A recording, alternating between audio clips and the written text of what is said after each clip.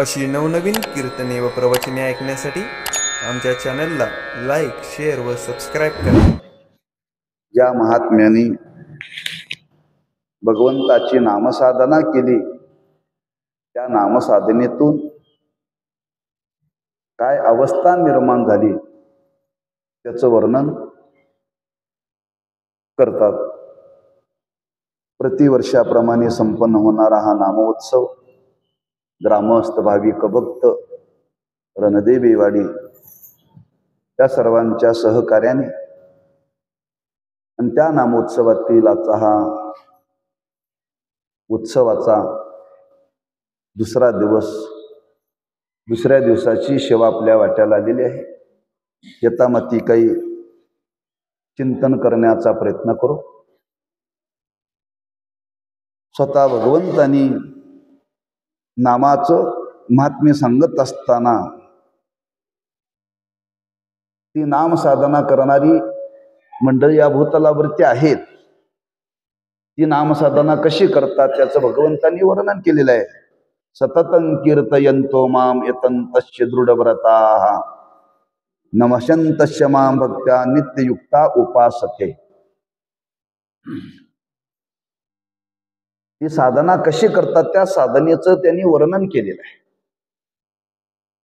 पण त्या साधनेचं वर्णन करताना त्याचंच मनोगत भगवंताचं ज्ञानोबांनी थोडंसं स्पष्टीकरण केलेलं आहे.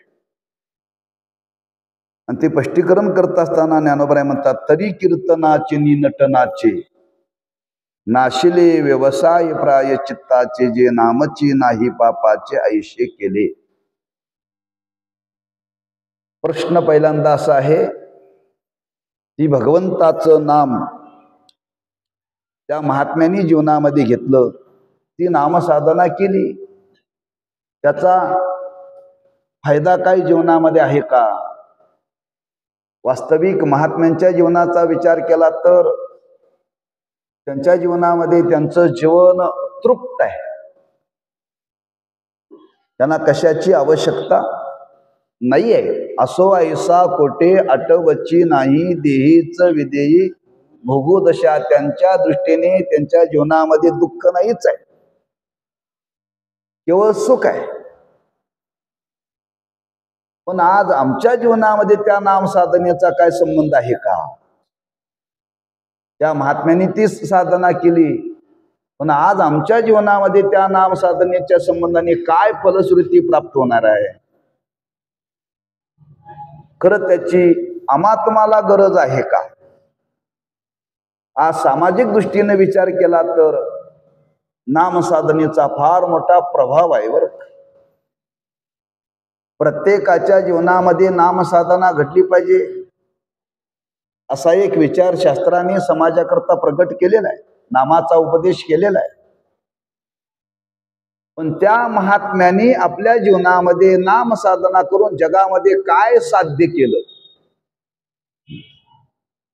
लोक विचारतात आम्हाला, तुम्ही कीर्तन करत फिरता, कीर्तन करून तुम्हाला काय मिळतं? फायदा काय याचा? कशा करता तुमच्या या कीर्तनातून, नाम साधनेतून काय समाज बदलणार आहे? काय परिवर्तन समाजामध्ये घडणार आहे? कशा करता एवढा टास्क करता? काही लोक म्हणतात, तुम्ही गावामध्ये सप्ताह कशा करता? आमच्या गावात एक बहादर भेटला बरं का, तुमच्या गावातलं नाव सांगत. आम्ही वर्गणी मागायला गेलो आणि वर्गणी मागायला गेल्यानंतर ते म्हणजे कशा करता गोळा करताय, काय याचा फायदा गावाला? म्हणते वर्गणी किती देत होता तो? 5 रुपये बरं का. म्हणजे कशा करता तुम्ही गोळा करून हे करता? म्हणले कशा करता, गावाला याचा फायदा काय? असा प्रश्न विचारला. वास्तवता सांगतोय बरं का, आमच्या गावची, तुमच्या गावची मला काय माहिती नाही. एकंदर समाजाची धारणा, याचा फायदा समाजाला काय? फार मोठा फायदा आहे बरं का. आपल्याला त्याचं ज्ञान नाही आहे, आपली बुद्धी मर्यादित आहे. आपण आपल्या जीवनाचा फक्त प्रपंचाचा मी आणि माझं याचाच विचार करणारे माणसं आहोत. आपल्या घरातलं सुद्धा आपल्याला वातावरण चांगलं ठेवता येत नाही, एवढं आपण मर्यादित जीवन जगतोय बरं का. ज्या महात्म्यांनी जगाकरता कार्य केलं, काय जगाकरता केलं, काय याचा जगाकरता समाजाकरता फायदा आहे? हो, फार मोठा फायदा आहे. आणि तो फायदा जर कोणता असेल तर त्या भगवंताच्या नाम साधनेने समाजाचं शुद्धीकरण होतं बरं का.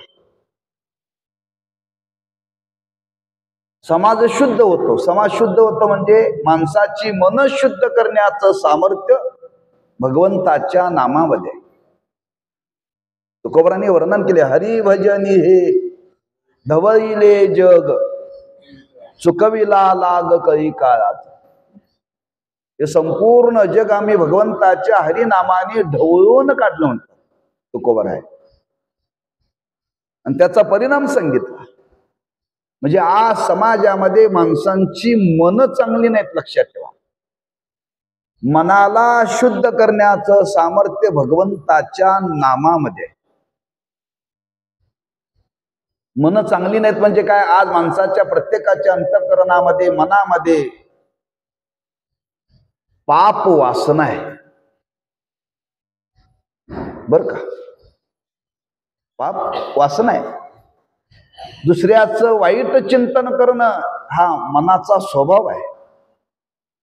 स्वतःविषयी तर मन वाईट चिंतन करतं, पण दुसऱ्याविषयी सुद्धा वाईट चिंतन करतं बरं का. नको नको ते विचार मनामध्ये येतात, नको नको त्या क्रिया मनातून जीवनामध्ये घडतात, लक्षात ठेवा. आणि ते मन निषिद्ध कर्म करायला प्रवृत्त करतं बरं. जे करू नका म्हणून सांगितलं ते करण्याकरता प्रवृत्त होतात.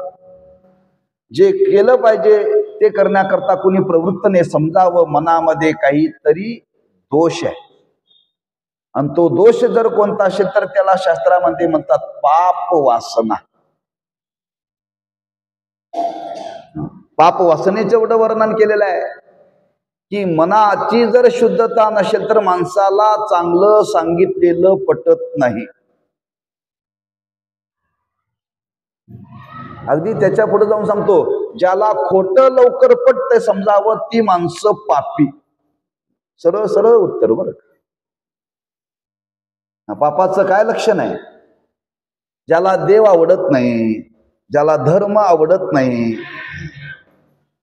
ज्याला चांगली माणसं आवडत नाहीत, सत्कर्म ज्याला आवडत नाही, हे पापाचं लक्षण आहे. अशी माणसं आज समाजामध्ये आहेत, लक्षात ठेवा. हा पापाचा परिणाम आहे. पाप ते तिकडे जाऊ देत नाही, चांगलं कर्म करू देत नाही, चांगलं कर्म करू देत नाही.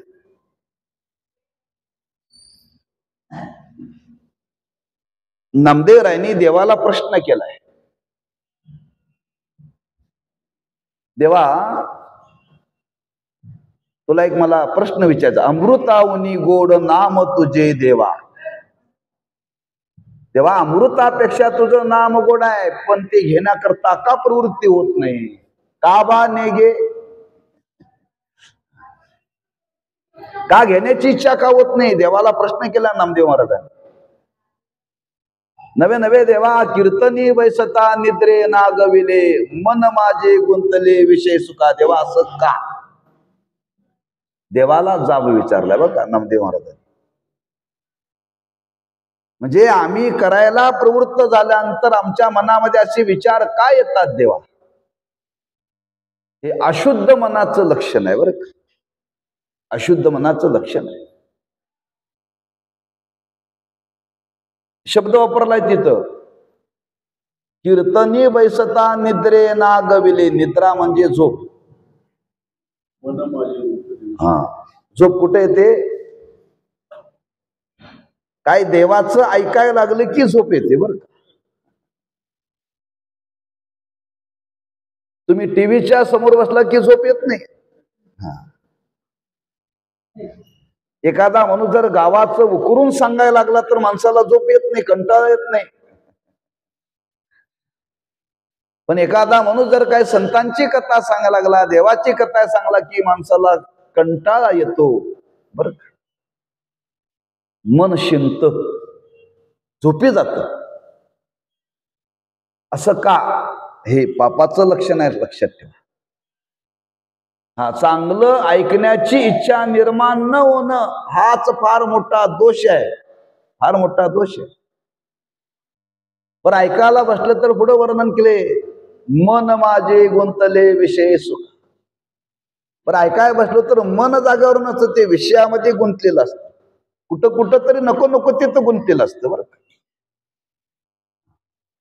अशी समाजाची अवस्था आहे बर का.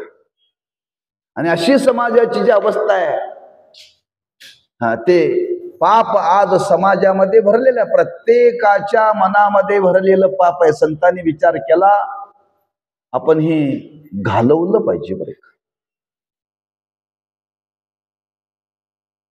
मनशुद्ध झाली पाहिजेत. आणि ती मनशुद्ध होण्याकरता काय करावं तर या भगवंताचं संकीर्तन. त्या संकीर्तनाच्या द्वारे माणसाचं मन शुद्ध करता येत. नाम संकीर्तन साधन पै सोपे, जळतील पापे 7 दिवसाची. जळतील पापे जन्मांतरीची. अनेक जन्माची पाप नामस्मरणाने निवृत्त करता येतात बरं. आज खरंच माणसाचं मन शुद्ध झालं पाहिजे. या साध्यामध्ये अर्जुनाने देवाला प्रश्न केला, देवा तू ब्रह्मज्ञान सर्वांना का सांगत नाहीस? तू देव आहेस ना, मग तू सर्वांना का सांगत नाहीस?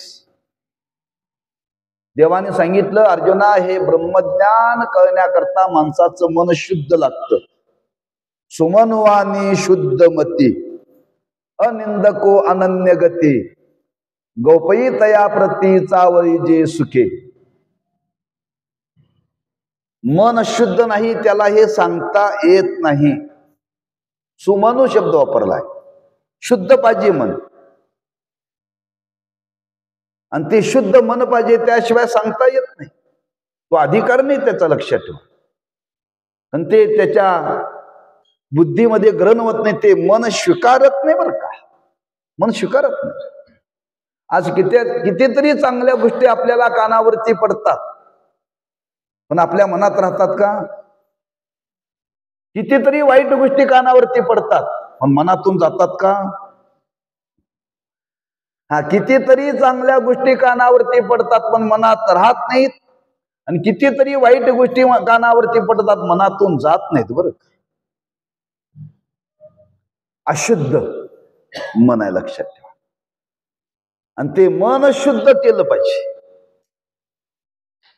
तेव्हा संतांनी हे कार्य केलं. प्रत्येकाने आपल्या जीवनामध्ये भगवंताचं नाम घेतलं पाहिजे, पण संतांनी विचार केला, आपणच जग शुद्ध करावं.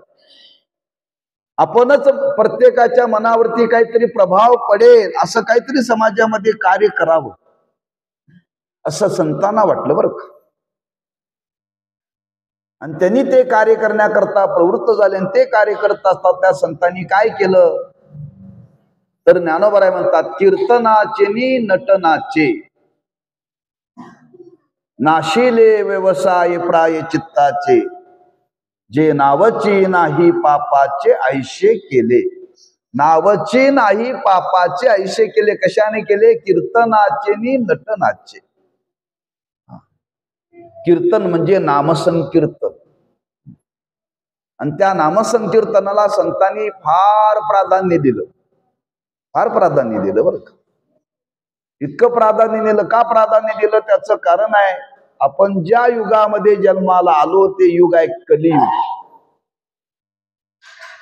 कलियुग बरं का. आणि या कलियुगामध्ये कलीचा प्रभाव फार मोठा आहे. कलीचा प्रभाव फार मोठा आहे बरं का.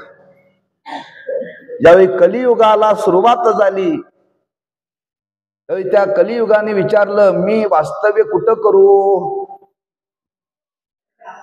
वास्तव्य कुठं करू, कशाच्या रूपाने करू, असा प्रश्न विचारलाय कलीने बरं का.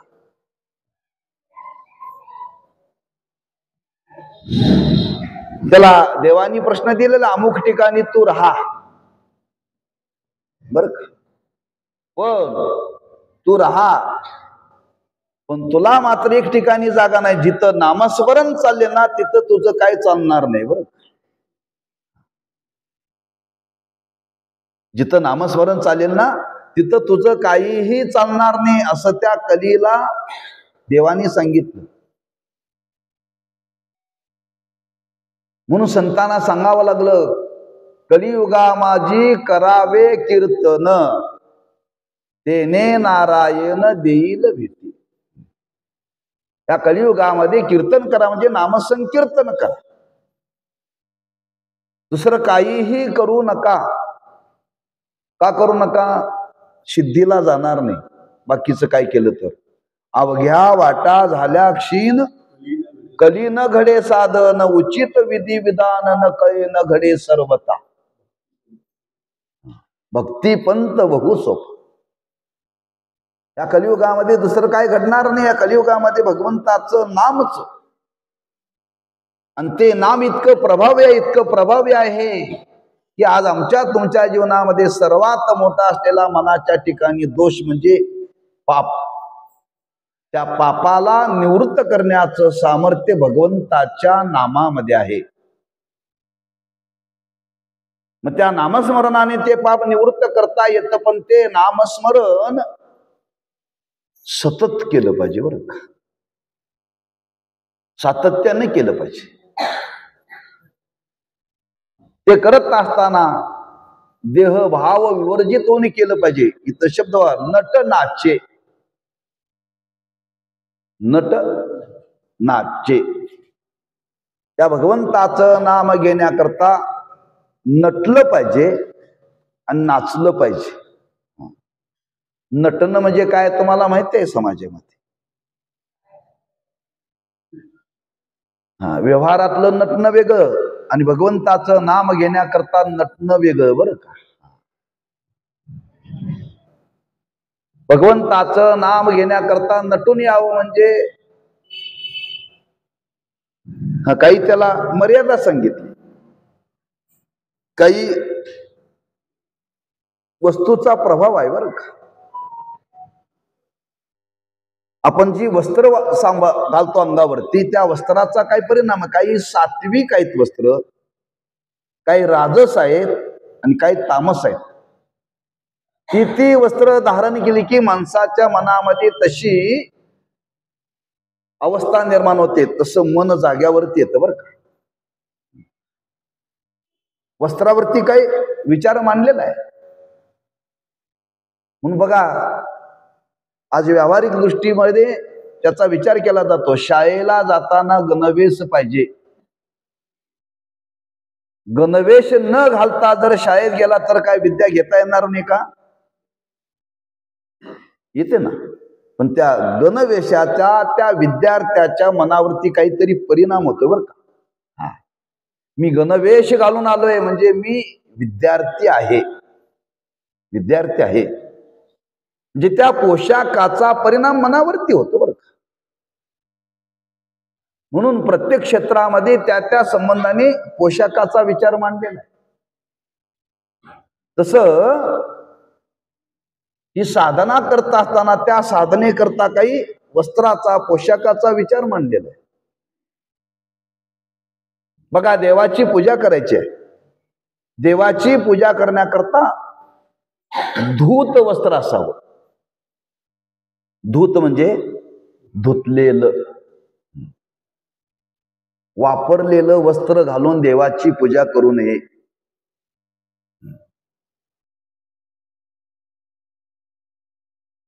आपण रात्रभर जी वस्त्र वापरली ती वस्त्र घालून देवळात येऊ नये बरं का. महिलांच्या करता सुद्धा सांगतो जाता जाता बरं का, जी रात्रभर घातलेली वस्त्र घालून स्वयंपाक घरात जाऊ नये. धूत वस्त्र घातल्याशिवाय स्वयंपाकघरामध्ये जाऊ नये. अन्न अग्नी आहे, तिथं देवता आहे. म्हणजे देवाची पूजा करताना, चांगलं कर्म करताना, स्वयंपाक करताना धूत वस्त्र असावीत. एवढं वर्णन केले. आज आपण रोज अंघोळ करतो, अंघोळ केल्यानंतर अंग पुसायचं वस्त्र आहे, त्याला काय म्हणतात? टावेल म्हणतो आपण. ते अंग पुसण्याकरता बरं का. अंग पुसून त्याच वस्त्रावरती देवाला पाया पडू नये. वस्त्राचा प्रभाव मी सांगतोय, म्हणजे सामान्य आहे. म्हणजे देवाची पूजा करत असताना धूत वस्त्र असावं, वापरलेला असू नये. आपल्या घरामध्ये पाय पुसायचा, अंग हात पाय पुसायचा टावेल वेगळा असतोय बरं का. पाय पुसायचा टावेल वेगळा, जेवण गेल्यानंतर हात पुसायचा टावेल वेगळा, अंघोळ केल्यानंतर पुसायचा वेगळा, पाहुणे कोणी आलं तर पुसायचा का. वस्त्र एकच आहे ना, सूत एकच आहे का, पण वस्त्र वेगळी वेगळी आहेत का. म्हणजे वस्त्राचा परिणाम आहे, मनावरती होतो, लक्षात ठेवा. मग त्या कलियुगातलं वर्णन केले. त्या जरासंधाचा मुकुट एकाने डोक्यावरती घातला बरं का. जरासंधाचा, जे परीक्षितीच्या जीवनामध्ये तो वनामध्ये गेला आणि का साधूच्या गळ्यामध्ये साप घालण्याची बुद्धी का झाली त्याला. तो घरी आला आणि घरी आल्यानंतर मुकुट काढून ठेवला, आणि मुकुट काढून ठेवल्यानंतर त्याच्या विचार बदलले बरं का. पण त्याने जो मुकुट घातला होता डोक्याला तो जरासंधाचा होता. दुसऱ्याची टोपी जरी घातली तर विचार बदलतात. आपली कपडे कोणाला द्यायची नसतात, आणि दिली तर धुवून द्यायची, आणि त्यांनी दिलं तर पुन्हा धुवून घालायचे. संस्कार येतात बरं का. परवा कीर्तनकार आले बेळगावला, आळंदीचे, मोठा कार्यक्रम होता. 1 डिसेंबरला हरिपाठाचा समारोप होता. आणि ते आले, म्हणजे महाराज फेटा विसरलाय म्हणले. माझा फेटा दिला त्यांना, आणि ते फेटा बांधून कीर्तनाला उभं राहिले. म्हणजे आज मी फेटा बांधलाय, तो माझा नाही बरं का म्हणले.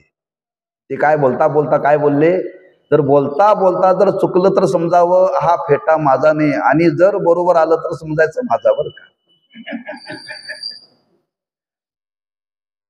कीर्तनात बोलले. म्हणजे कपड्याचा प्रभाव. कशा करता मी एवढा विस्तार करतोय, इथं ज्ञानोबा वर्णने. कीर्तनाचनी नटनाचे. नटन म्हणजे काही विशिष्ट प्रकारचा पोशाख, वस्त्र धारण केली पाहिजे बरं का. एखादी सौभाग्यवती जर कुंकवाला हळदी कुंकवाला चालली तर ती कशी पाहिजे हो. लक्ष्मी सारखी पाहिजे. लक्ष्मी सारखी पाहिजे म्हणजे 9 वारी साडी नेसलेली पाहिजे. आता काल बदललाय. तुम्ही बघा, 9 वारी साडी नेसून एखादी जर माता त्या कार्यक्रमाला आली तर साडीमध्ये सुद्धा फरक आहे बरं का नेसण्यात. तुम्ही बघा, त्या गणपतीच्या काळामध्ये, गौरीच्या काळामध्ये आज नेसल्या जातात. मग त्या समारंभाला जाताना विशिष्ट साडी नेसूनच झाली जाते 9 वारी बरं का. नव्हे, पूर्वी असा मान होता, 9 वारी साडी असेल, बुचडा असेल तर तिलाच कुंकवाचा, हळदी कुंकवांचा मान होता बरं का. म्हणजे काही कार्य करण्याकरता काही बंधनं सांगितली. आणि ते इथं ज्ञानोबा वर्णन करतात की भगवंताचं नाम घ्यायचं आहे, आणि ते भगवंताचं नाम घेत असताना, त्या महात्म्याने ते घेत असताना काय केलं. नटन म्हणजे काही विशिष्ट प्रकारचा पोशाख. नटन म्हणजे मेकअप नव्हे बरं का. आपण नटण्याला मेकअप म्हणतो, ते नव्हे. त्या अर्थाने तो शब्द वापरलेला नाहीये. नटून यावं, विशिष्ट प्रकारामध्ये जो पोशाख सांगितला त्या पोशाखामध्ये यावं. नाचे, त्या भगवंताचं नाम घेत असताना कोणतीही लाज ठेवू नये. नाचणं या शब्दाचा अर्थ काय? निर्लज्ज व्हावं. म्हणून नाथ महाराजांनी वर्णन केले, धन्य जगी तोची एक हरिरंगी नाचे, रामकृष्ण वासुदेव सदा स्मरे वाचे. नाचे रंगी. बर का, नाचणे या शब्दाचा अर्थ की ती साधना करायची आहे, ते भगवंताचं नाम घ्यायचं आहे, तिथं निर्लज्ज व्हावं लागेल, लाज टाकावी लागेल. लाज टाकून काही साधना करावी लागते बर का.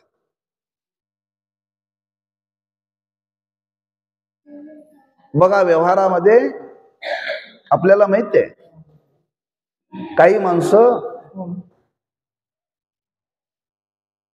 भजनामध्ये नाचत नाहीत, पण वरातीत नाचतात बरं का.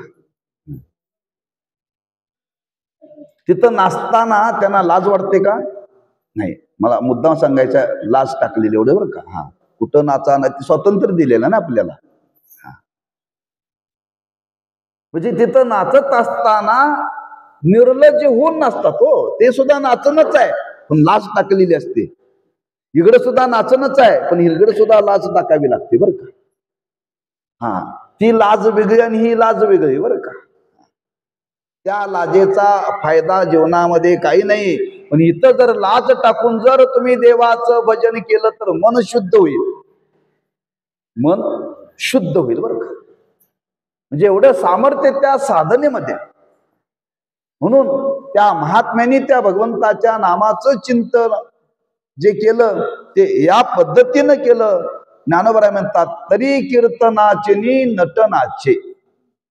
निर्लज्ज होऊन भगवंताचं नाम घेतलं. विशिष्ट पोशाख त्यांनी धारण केला, सत्वशीलता संपन्न केली, आणि या पद्धतीने ते नाम घेता घेता त्या नामाचा प्रभाव एवढा या जगतामध्ये पडला.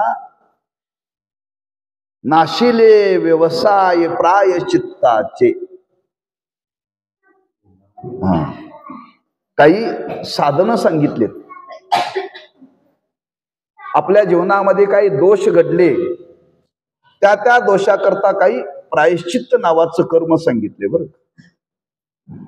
दोष घडला तर व्यवहारामध्ये म्हण होते, मांजर जर मारलं तर काय करावं लागतं? काशीला जावं लागतंय. प्रायश्चित्त म्हणतात बरं का याला. हे प्रायश्चित्त कर्म आहे. म्हणजे मांजर मारलं तर ते प्रायश्चित्त कर्म आहे, काशीला गेलं पाहिजे. संन्याशाने जर 1 रुपयाचं नाणं एखाद्या नाण्याला स्पर्श केला, पैशाला स्पर्श केला, तर त्यांनी 3 दिवस उपवास करायचा बरं. प्रायश्चित्त सांगितलं. स्पर्श केला तर त्यांनी स्पर्श करायचं नाही. मग स्पर्श करण्याकरता एक माणूस बरोबर ठेवायचं, कोणी दिलं तर तू घे, त्यांनी स्पर्श करायचा नाही बरं का. कारण त्याला काही विधी सांगितला. म्हणजे एखाद्या संन्याशाने जर धनाला स्पर्श केला तर 3 दिवस उपवास करायचा. हे प्रायश्चित्त कर्म आहे. तसं आपल्या जीवनामध्ये काही दोष घडले, प्रत्येकाच्या जीवनामध्ये काही काही दोष घडतात, आणि ते दोष घडल्यानंतर त्या दोषाच्या निवृत्ती करता जे सांगितलेलं कर्म त्याला म्हणतात प्रायश्चित्त कर्म. प्रायश्चित्त कर्म प्रकार. आता शाळेमध्ये राहिलं नाही. पूर्वी जर आपण शाळेमध्ये गेलो आणि अभ्यास नाही केला तर शिक्षक शिक्षा द्यायचे. काय द्यायचे हो? कान धरून उठाबशा काढायला लावायची. प्रायश्चित्त आहे बरं का ते. तो अभ्यास केला नाहीस ना, तुला हे प्रायश्चित्त. म्हणजे कान धरून उठाबशा काढायच्या. म्हणजे असं काही जीवनामध्ये दोष जर घडला तर त्या दोषाच्या निवृत्ती करता जे कर्म सांगितलं त्याला प्रायश्चित्त कर्म म्हणतात बरं. ज्ञानोबा इथं वर्णन करतात, त्या महात्म्यांनी असं काही भजन केलं, अशी काही नाम साधना केली की जगामध्ये जे प्रायश्चित्त कर्म करण्याचे जे व्यवसाय होते, महाराज म्हणतात ते सगळे बंद पडले, राहिलंच नाही. का कोणाच्या जीवनामध्ये दोष राहिला नाही, त्या भगवंताच्या नामस्मरणाने एवढा परिणाम झाला, त्याच्या जीवनातले दोष निघून गेले. भगवंताच्या नामस्मरणाने दोष निवृत्त होतात. एक भगवंताचं नाम जर घेतलं तर तुम्हाला काशीला जायची गरज नाही, उपवास करायची गरज. जे अनेक संबंधाने जे अनेक प्रायश्चित्त कर्म सांगितली, एक भगवंताचं नाम केलं ना, बाकी काहीही करावं लागत नाही. जसं वर्णन केलंय, काही ठिकाणी गेल्यानंतर दंडन करावं लागतं, काही ठिकाणी गेल्यानंतर मुंडन करावं लागतं. बरोबर आहे ना? हे कर्मच आहे, त्या त्या क्षेत्रातलं सांगितलेलं. बरं का?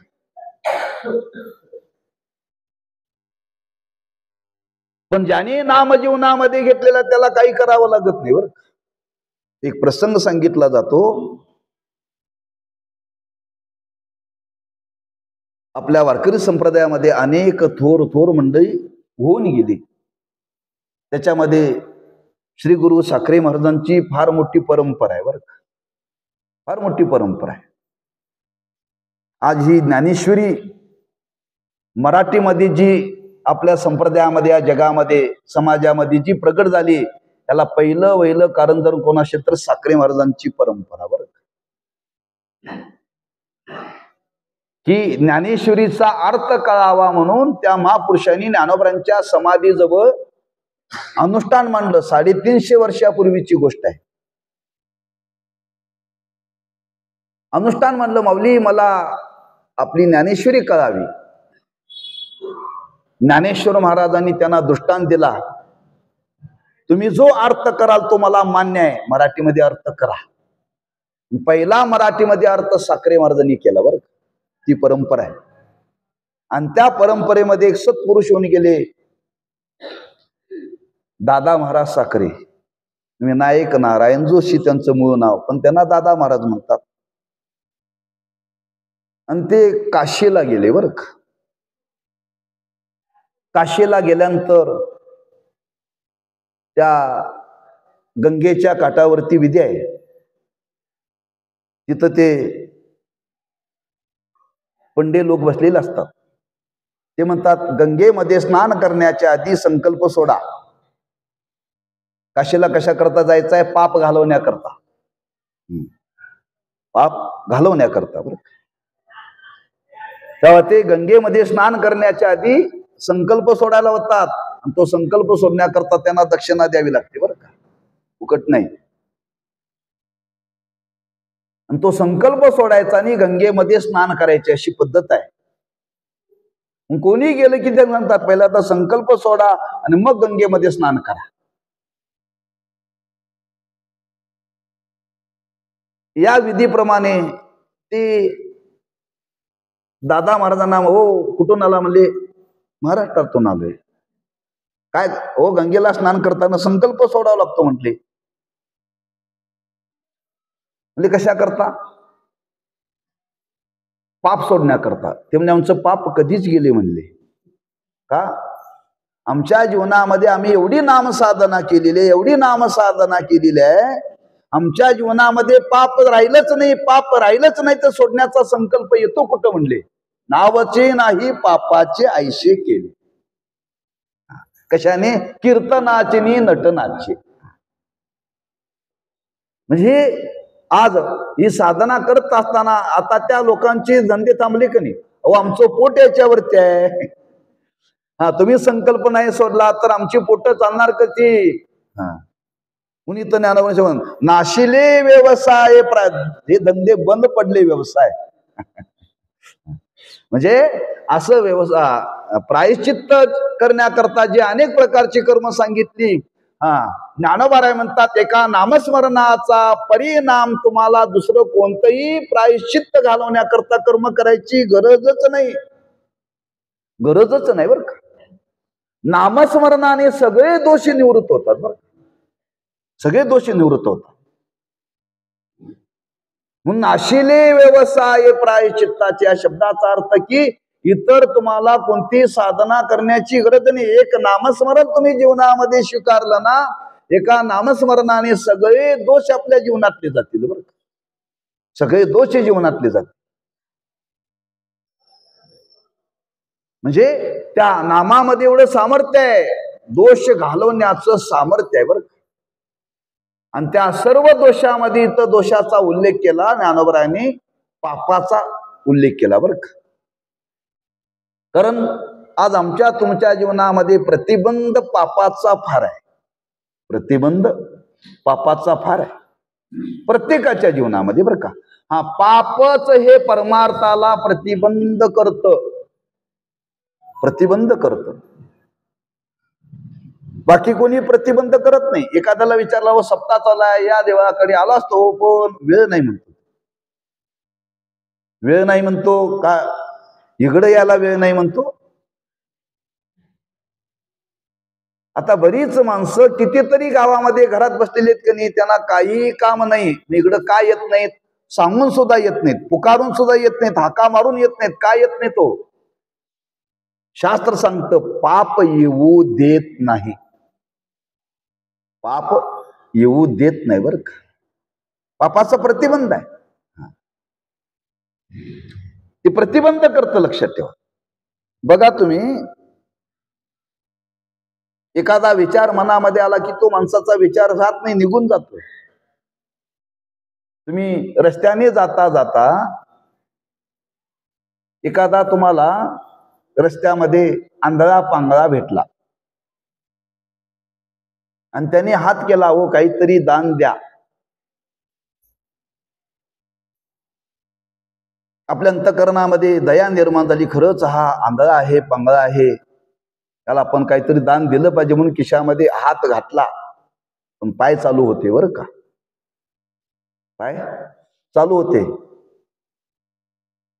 खिशातला पैसा काढता काढता काढता तो त्या आंधळ्या पांगळ्यापासून दूर गेला, पैसा हातात आला. त्यांनी विचार केला, तो मागत होता पण मी पुढे चालत चालत आलो, त्याच्यात आणि माझ्यात अंतर फार पडलं. आता माग परत जाऊन त्याला पैसा देणं शक्य नाहीये. आता राहू दे म्हणते, जाता जाता बंड्याला चॉकलेट घेऊन जाऊ म्हणते. आता त्याने त्याला देण्याकरता, पैसा काढण्याकरता खिशात हात घातला होता का नाही, इच्छा झाली का नाही? पुढे आल्यानंतर का बदलली? दान करण्याची वृत्ती निघून गेली ना, राहिली नाही.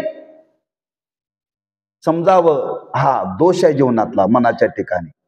हा चांगलं कर्म करता करता करता करण्याची जर वृत्ती बदलली, समजावं हा दोष. आणि हा दोष जर कशाचा असेल तर पापाचा आहे.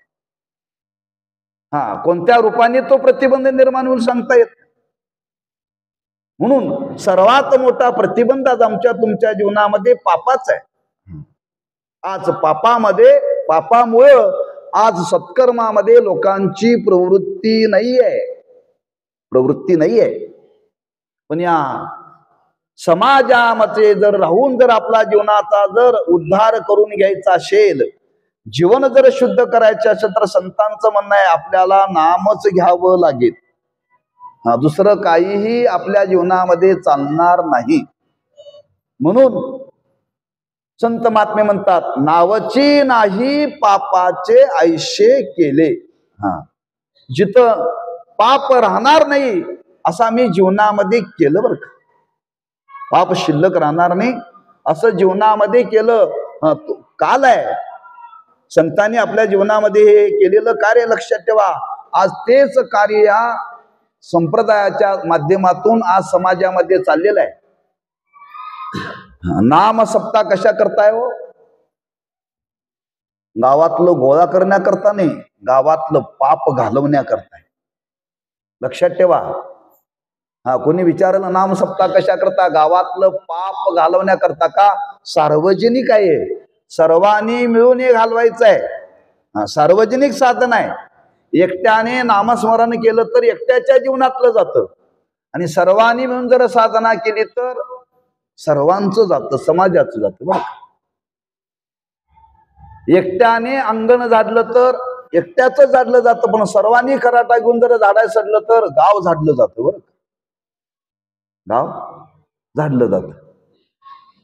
म्हणून सार्वजनिक साधन आहे आणि त्या सार्वजनिक साधनेतून आज प्रत्येकाच्या जीवनातलं पाप घालवण्याकरता संतांनी साधना आपल्या जीवनामध्ये केली. त्यांच्या जीवनामध्ये तर पाप नव्हतंच.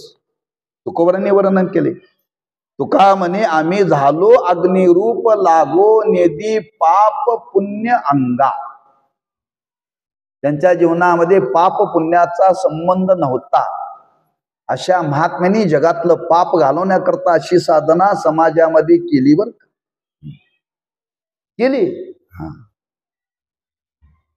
म्हणून मी नेहमी विनोदाने सांगत असतो, त्यांच्या जीवनामध्ये पाप नव्हतं, निष्पापच होते ते.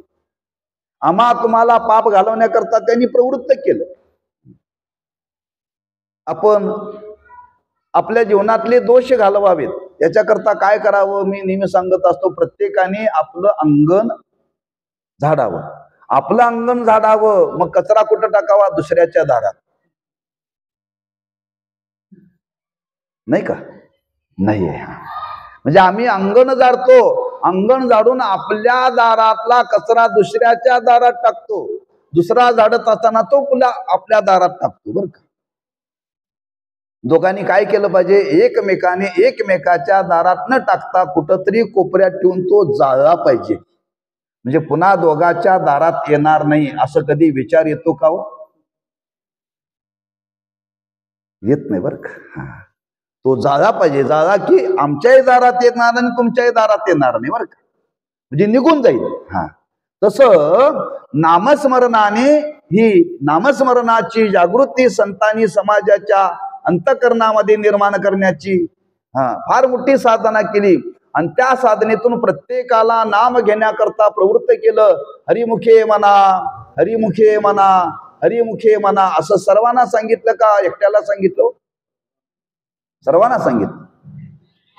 सर्वांना सांगितलं. सर्वांनी भगवंताचं नाम घ्या. घ्या. हकारुनी सांगे तुका नाम घेता राहू नका. असा समाजाला उपदेश केला त्यांनी.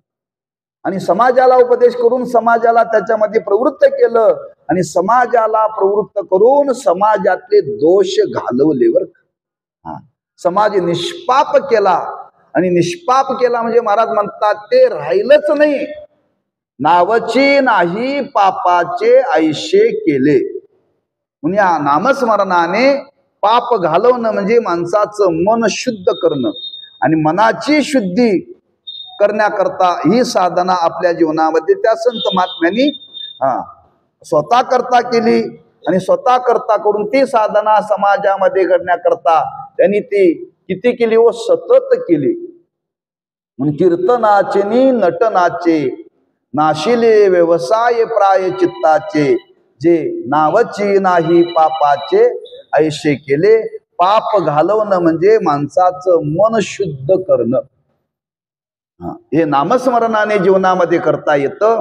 आणि अशी सार्वजनिक साधना संतांनी आपल्या जीवनामध्ये केली. ती साधना आपल्या जीवनामध्ये घडावी हाच उद्देश मनी मानशी ठेवून ही साधना नामसप्ताहाच्या माध्यमातून आपल्या जीवनामध्ये चाललेली आहे. जी संतांनी केलेली साधना अशी साधना आमच्या जीवनामध्ये उत्तर घडो आणि आमचं मन शुद्ध हो. हीच त्या भगवंताच्या आणि संत महात्म्यांच्या चरणी प्रार्थना करून सेवेला पूर्णविराम देऊ. पुंडली कवरदारी विठ्ठल श्री ज्ञानदेव तुकाराम. आता विश्वा